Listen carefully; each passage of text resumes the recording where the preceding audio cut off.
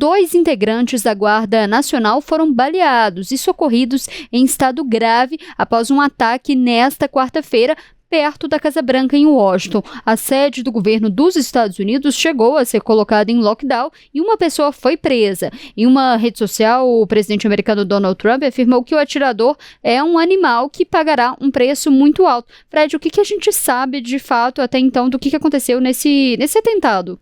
Isso, foi um tiroteio, né? Ainda não classificou como atentado, mas foi um tiroteio. Identificaram o autor como um afegão de 29 anos, que mora nos Estados Unidos.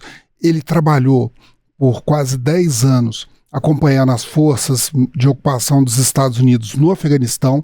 Ele foi para os Estados Unidos dentro de um programa chamado o Bem-vindo Aliados, né, o nome em inglês, Allies Welcome, né, que levou mais de 76 mil afegãos para os Estados Unidos depois da tomada de poder pelo Talibã em 2021. Né? Desse atentado, ele parece que ele foi em direção a esses 2 membros da Guarda Nacional, armado. Os 3 trocaram tiros. Os 2 membros da Guarda Nacional, eles foram levados em condição crítica para 2 hospitais diferentes em Washington. Eles receberam a visita do secretário de guerra. Também outras autoridades americanas foram ver as condições dele. Né? O Donald Trump, ele primeiro postou na sua rede social um comentário sobre isso e mais tarde ele abriu uma comunicação em vídeo pela Casa Branca oficial, que durou mais ou menos uns 4 minutos, em que ele fez algumas declarações. Vamos ouvir algumas das principais. This heinous assault was an act of evil, an act of hatred, and an act of terror. It was a crime against our entire nation. It was a crime against humanity. We must now re-examine every single alien who has entered our country from Afghanistan under Biden, and we must take all necessary measures to ensure the removal of any alien from any country who does not belong here or add benefit to our country. If they can't love our country, we don't want them.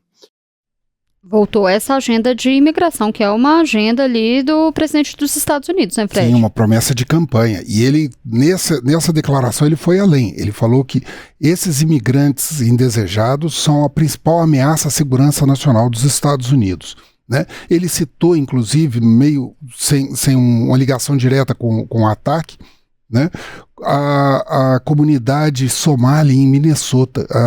São mais ou menos 80 mil somalis, né? Aquele país na África, e que vivem em Minnesota. E ele fala muito, ele criticou duramente o governo Biden pela abertura das fronteiras para migrantes, né? E outros migrantes ilegais, e que isso significou um risco para a segurança nacional. Né? No caso específico dos afegãos, ele foi muito duro, criticando a retirada, como foi feito no Afeganistão em 2021, durante o governo Biden.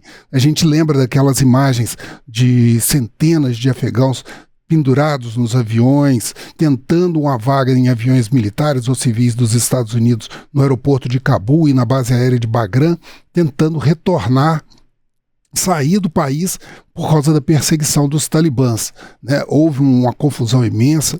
A decisão entre a retirada e a saída das tropas dos Estados Unidos foi muito atabalhoada.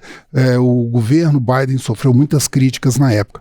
E boa parte dessas pessoas fugiam justamente porque haviam prestado serviço para os grupos norte-americanos. Serviços como as Forças Armadas, eles eram tradutores, motoristas, atuavam nos serviços de apoio.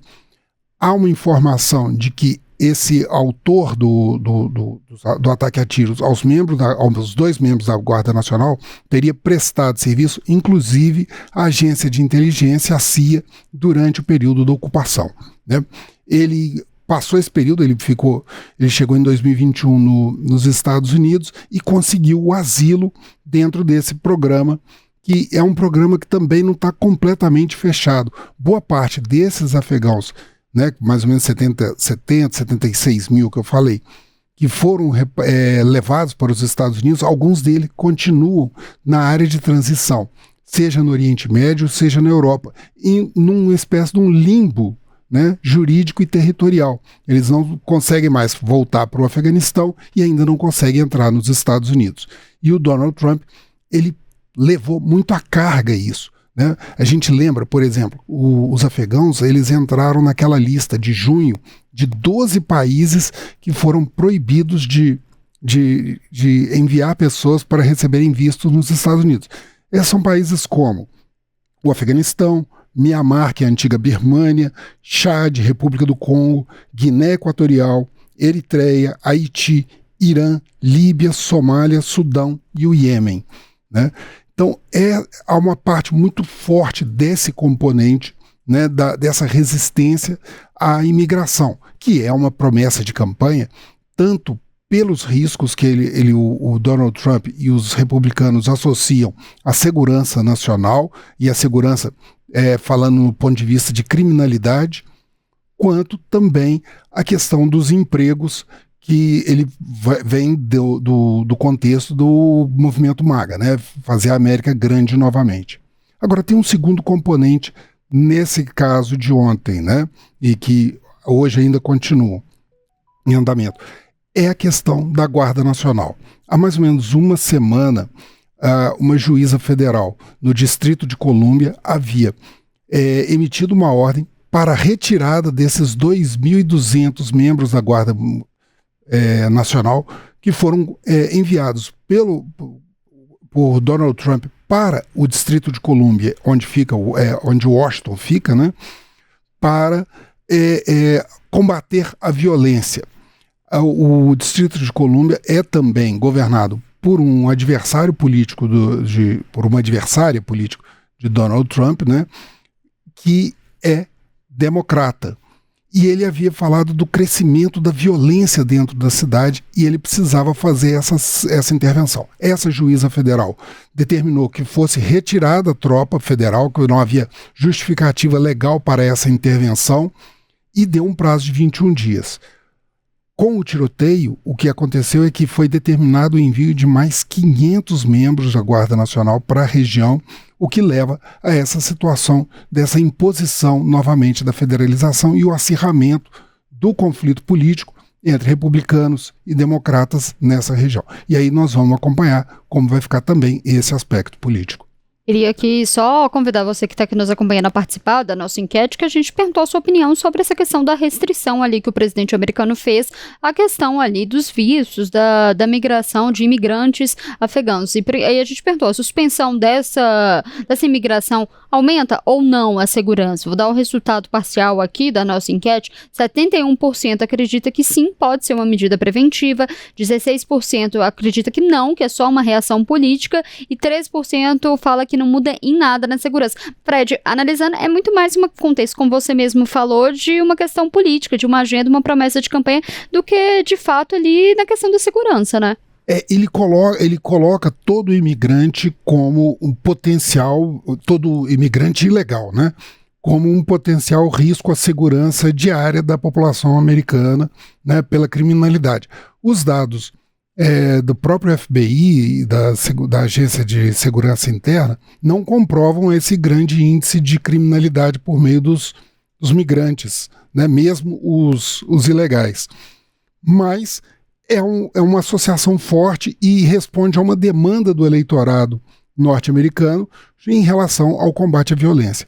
Tem um ponto que a gente não pode esquecer, que há também o compromisso dos Estados Unidos de proteger esses afegãos da ameaça dos talibãs. São pessoas que prestaram serviço por muitos deles, né? A ocupação durou 20 anos.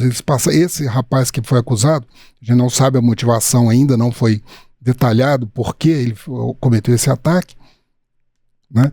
Ele trabalhou por 10 anos para as forças americanas no Afeganistão. E essas pessoas que ficaram, tão logo acabou a presença militar, o Talibã passou a persegui-los com prisões, açoites, inclusive execuções, né? Então há um compromisso de proteção em relação a essas pessoas e alocação dentro em condições que elas possam retomar a sua vida, que elas ficou completamente impossível de retornar para o Afeganistão. Então tem esses dois aspectos que devem ser levados em conta, mas é parte da agenda política e da forma com que o Donald Trump formata segurança, tanto nacional como internacional, dos Estados Unidos.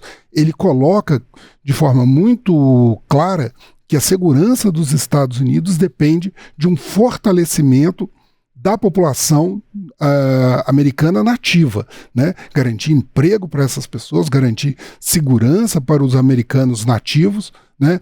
E reduzir a pressão da imigração. E nós vemos que isso tem reflexos em outros eventos, como a gente citou ontem, por exemplo, o caso da Venezuela.